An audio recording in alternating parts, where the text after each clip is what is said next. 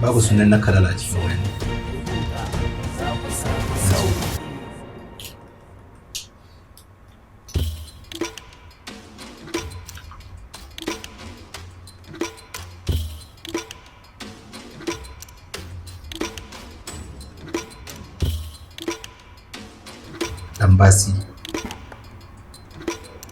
Yambasi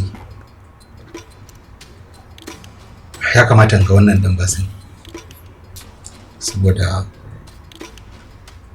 da alamu shi kadai ne naga yake da alaka da abale.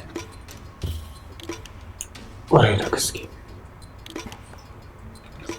Abinda za a yi shirya mu fita. To shi kenan.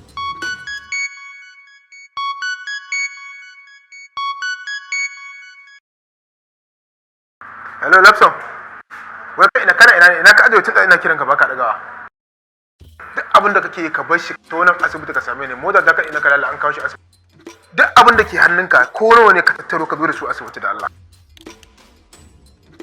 Wani asibiti ne? Muna nan KTC hospital.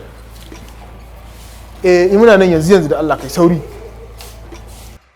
Okay to sai ka zo.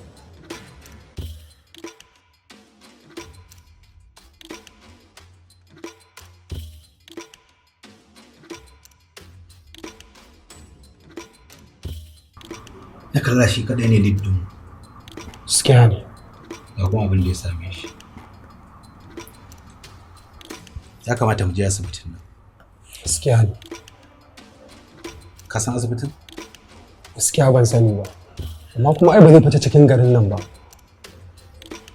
Shirya mu tafi, matambayi ai baya bata. Gaskiya ne.